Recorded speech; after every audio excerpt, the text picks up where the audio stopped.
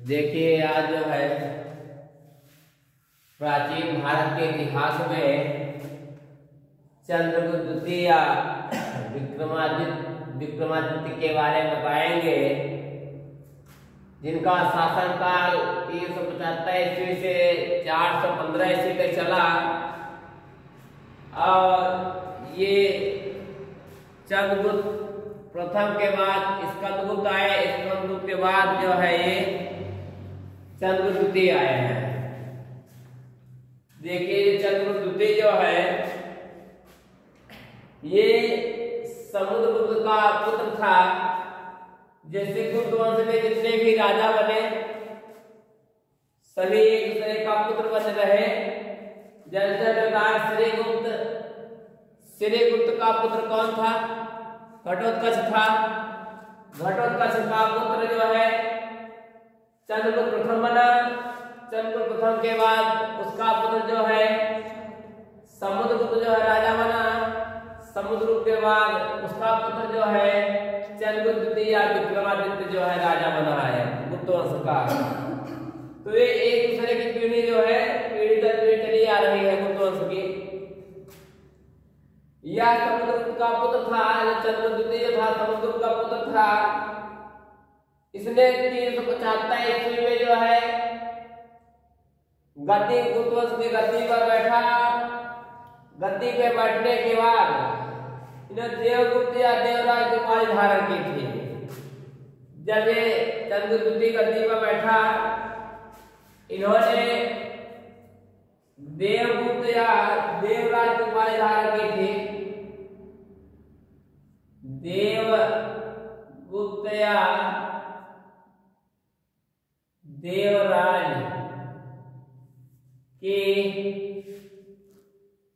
उपाधि धारण की।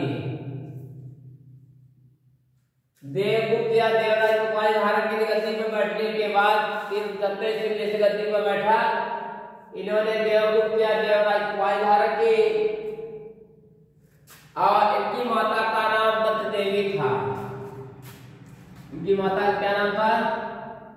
हाँ, दत्त देवी माता का नाम। दत्त देवी किसकी पत्नी थी? समुद्रगुप्त की। किसकी? समुद्रगुप्त की पत्नी दत्त देवी थी। दत्त देवी का पुत्र चंद्रगुप्त द्वितीय या विक्रमादित्य था। चंद्रगुप्त द्वितीय ने विक्रमादित्य के नाम से भी जाना जाता है। चंद्रगुप्त द्वितीय को विक्रमादित्य के नाम से भी जाना जाता था। चंद्रगुप्त द्वितीय या विक्रमादित्य का शासनकाल गुप्त काल के स्वर्ण काल के नाम से जाना जाता था। यह जो चंद्रगुप्त द्वितीय का या विक्रमादित्य का जो शासनकाल था, शासन काल जो है स्वर्ण काल के नाम से जाना जाता था। स्वर्ण काल के नाम से जाना जाता था। जो विक्रमादित्य का जो है काल जो था दिन बैठा, उसका काल जो स्वर्ण काल के नाम से जाना जाता था। हाँ, वर्ण काल के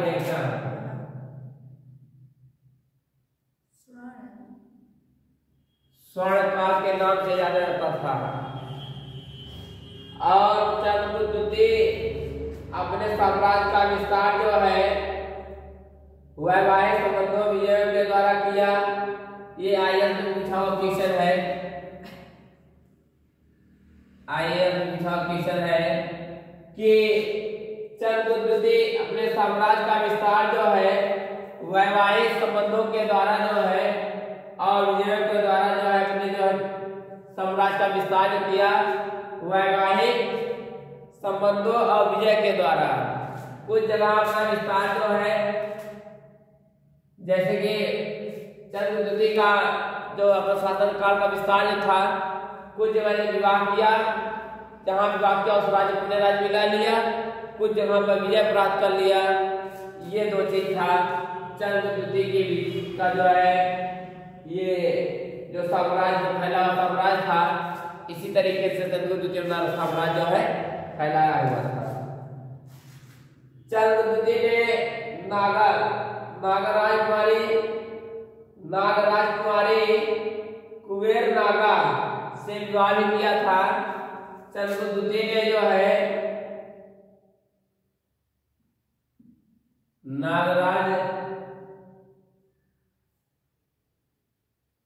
नागराज कुमारी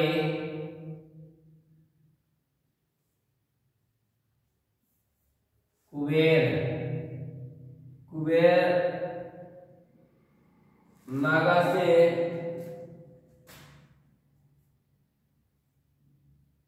विवाह किया और जिससे प्रभावित उत्पन्न हुए, जिससे पुत्र की प्राप्ति हुई,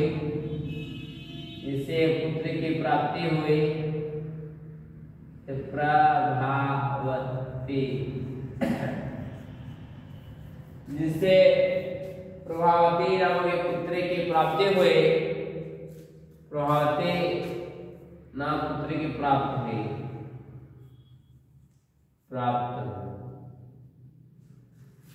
जब नागराज कुमारी कुबेर नाग से विवाह किया चंद्रगुप्त ने, तो उनसे जो है प्रभावती नामक जो है संतान का उत्पत्ति हुई। चंद्रगुप्त ने अपने पुत्री प्रभावती को गुप्त का विवाह वाकाटक नरेश, देखिए चंद्रगुप्त ने जो है अपने पुत्री प्रभावती का विवाह जो है वाकाटक नरेश के पुत्र रुद्रसेन द्वितीय से कर दिया था। रुद्रसेन से चंद्रगुप्त ने अपनी पुत्री का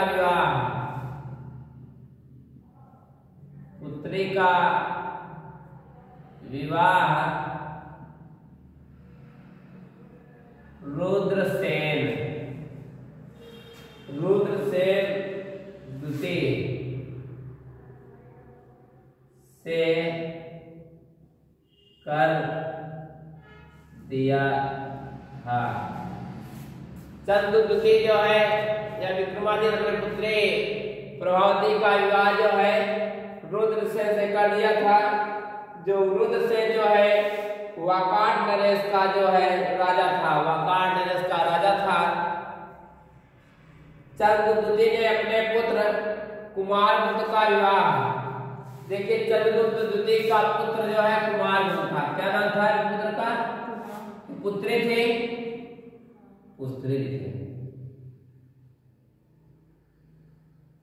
चंद्रगुप्त द्वितीय का पुत्र थे।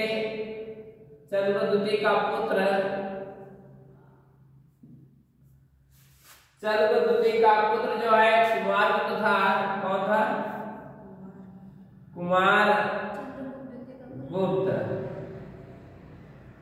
कुमारगुप्त था, जिसका विवाह कंबल राजवंश की राजकुमारी से किया।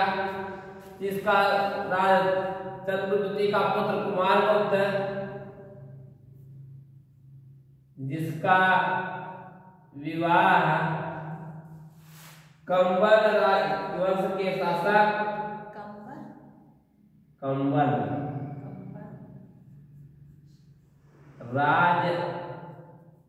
राजवंश के शासक राजकुमारी से किया। राजवंश के शासक राजकुमारी से किया। देखिए चंद्रगुप्त द्वितीय अपने पुत्र कुमारगुप्त का विवाह कंबल राजवंश के राजकुमारी से किया, तो कंबल राज को अपने राज में मिला लिया था। ये बहुत सात्विक दिमाग था। चंद्रगुप्त द्वितीय की विजय देखिए मैंने आता है। ये चंद्रगुप्त द्वितीय का जीवन परिचय था। कब से कब तक राजा बना, और कितने पुत्र थे, कितनी रानियां थी, कितनी पुत्रियां थी। अब चंद्रगुप्त द्वितीय कहाँ कहाँ पर विजय प्राप्त किया, ये देखिए।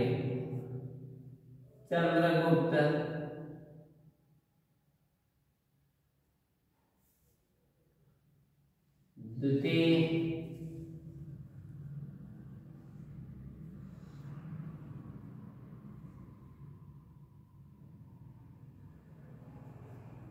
की विजय। चंद्रगुप्त द्वितीय की विजय।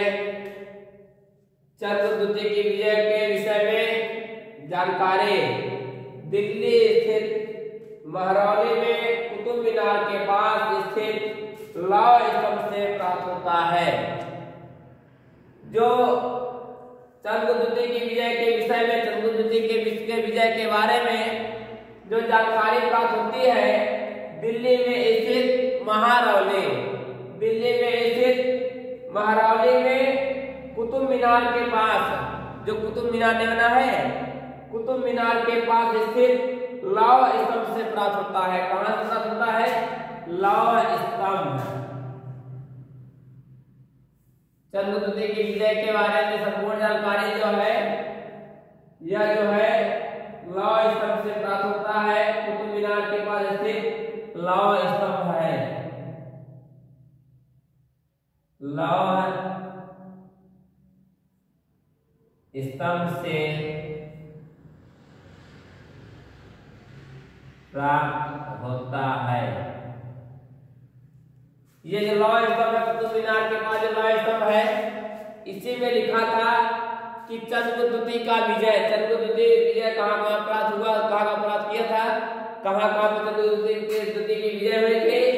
ये लौह स्तंभ में ही मिलता है। ये स्तंभ मतलब होता है, जानते हैं क्या होता है? मतलब जो लिखा रहता है। हाँ, लौह किसी लोहे में किसी चीज लगा हुआ था, वहां पर पूरा साक्ष्य मिला है। तो लौह स्तंभ में जो है पूरी जानकारी मिलती है कि चंद्रगुप्त द्वितीय का विजय जहाँ प्राप्त किए थे, ये सब बारे में पूरी जानकारी मिलती है। और इस अभिलेख में केवल लौह स्तंभ में केवल चंद्र नाम का उल्लेख मिलता है। लौह स्तंभ लेख में, लौह स्तंभ लेख में केवल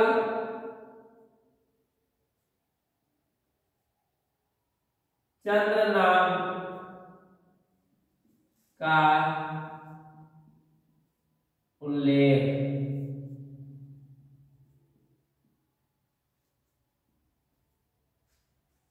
चंद्र नाम का उल्लेख, लौह स्तंभ में केवल चंद्र नाम का उल्लेख मिलता है और जिसकी पहचान चंद्रगुप्त द्वितीय से की जाती है, और जिसकी पहचान चंद्रगुप्त द्वितीय से की जाती है कि चंद्रगुप्त द्वितीय था। लौह स्तंभ से यह पता चलता है कि चंद्रगुप्त द्वितीय ने वाह लोगों को पराजित किया था। ब्रह्मलोक जो होते हैं, ब्रह्मलोकों को भी पराजित किया। ब्रह्मलोक में जो लोग रहते थे उसको भी पराजित किया था। ये लौह स्तंभ लेख से पता चलता है कि चंद्रगुप्त द्वितीय ने जो है वह लोगों को भी पराजित कर दिया था।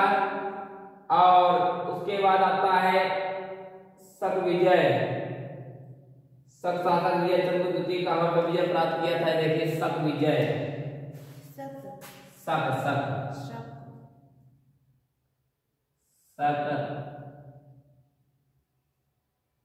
विजय। चंद्रगुप्त द्वितीय का शक विजय कहाँ कहाँ से पर था, ये देखिए। अब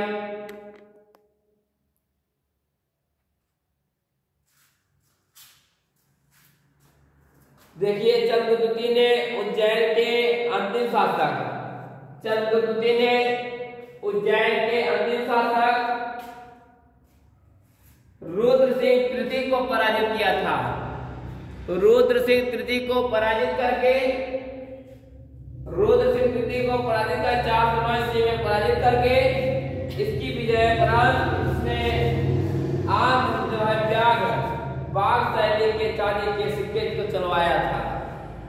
जो शासक था, शासक उस समय रुद्र सिंह था, रुद्र सिंह तृतीय।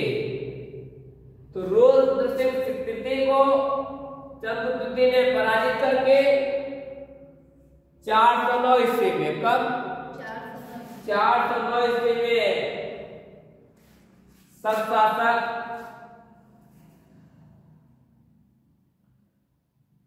रुद्र सिंह तृतीय को, रुद्र सिंह तृतीय को 409 ईस्वी में पराजित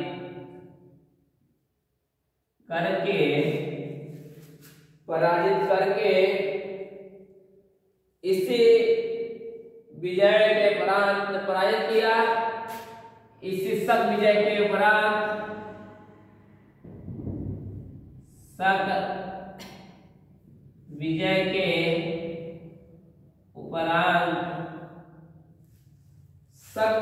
उपरांत ही व्याघ्र बाघ शैली के चांदी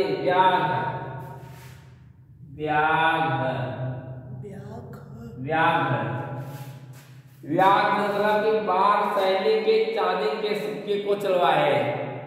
जैसे ही चंद्रगुप्त ने सब शासक रुद्र सिंह तृतीय को 400 से पराजित करने के उपरांत व्याघ्र नामक सिक्के को चलवाया। हाँ, व्याघ्र जिसको बाघ शैली बोलते हैं, बाघ शैली के चांदी के सिक्के चलवाए। यह सिक्का जो है शकों पर विजय प्राप्त का सूचक था। यह जो सिक्का जो था शकों पर विजय प्राप्त का सूचक माना जाता था। व्याघ्र नामक सिक्का चलवाए। हाँ, यह सिक्का शकों पर विजय प्राप्त करने का सूचक है जानकारी। ठीक है, इसी से मालूम चलता था कि चंद्रगुप्त जो है शक रुद्र सिंह तृतीय को पराजित करके जो है एक सिक्का चलवाया, जिससे मालूम चलता है। उसके बाद चंद्रगुप्त के नवरत्न आते हैं। चंद्रगुप्त के दरबार में नवरत्न थे। चंद्रगुप्त के दरबार में 9 विद्वानों की एक मंडली होती थी। कितने? चंद्रगुप्त के दरबार में 9 विद्वानों की मंडली, 9 विद्वानों की एक मंडली होती थी। 9 विद्वानों की मंडली होती थी, जिसे नवरत्न के नाम से जाना जाता था। किस नाम से? नवरत्न के नाम। 9 विद्वान। हाँ, 9 विद्वानों की मंडली होती थी, जिसे नवरत्न के नाम से जाना जाता था। जो निम्नलिखित है। पहला नंबर पर कालिदास। अच्छा, कालिदास हाँ,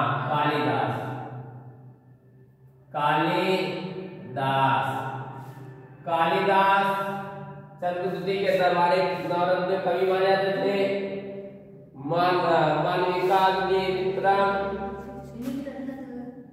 ये 9 विद्वानों की एक मंडली होती है, जिसे नवरत्न कहा जाता है। हाँ, नवरत्न कहा जाता था।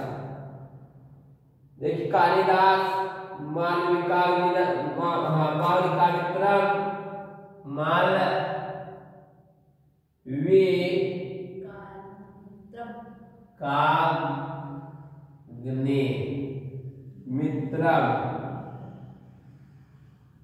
मित्रम। तीसरा था अभिज्ञान शाकुंतलम। ये सब तो इनकी रचना है भैया। बताना। अभिज्ञान शाकुंतलम किसकी रचना है? कालिदास की रचना। अभिज्ञान में ये भी है क्या? ये कालिदास की रचनाएं है। अभिज्ञान शाकुंतलम। ये जो चंद्रगुप्त के दरबारी कवि कालिदास थे, ये दोनों क्या है? रचनाएं हैं। उस टाइम की है ना? हाँ, उस टाइम में इन दोनों की रचना। ये रचनाएं हैं। और रघुवंशम भी क्या था? कालिदास की रचना थी रघुवंशम।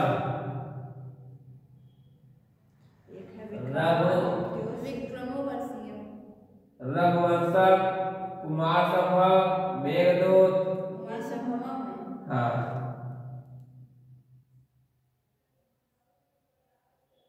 कुमार संभव,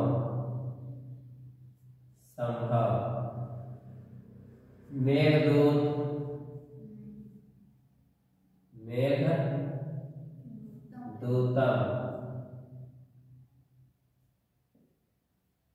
ये सब कालिदास की क्या है? रचना है। एक और है। कुल 5 रचनाएं हैं कालिदास की। अच्छा, ऋतु संहार भी है। एक और एक ऋतु संहार भी है, लिख लीजिएगा। एक ऋतु संहार है, जिसमें बादल को दूत बना है, इसको क्या बोलते हैं? ऋतु संहार, एक विक्रम ऐसे कुछ है ना भैया? विक्रम ऐसे है। ऋतु संहार। देखिए, नवरत्न में कालिदास की संरचनाएं हैं। कालिदास के बाद आते हैं धन्वंतरि। धन्वंतरि के बाद तीसरे कवि आते हैं वारामिहिर। कौन आते हैं? वारामिहिर। यहाँ लिख दे रहे हैं। जो दूसरे कवि आते थे, पहले कवि कालिदास थे, दूसरे कवि है धन्वंतरि।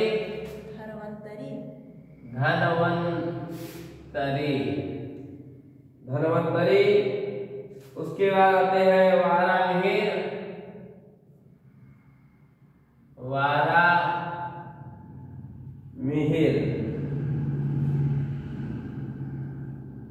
तीन हो गए।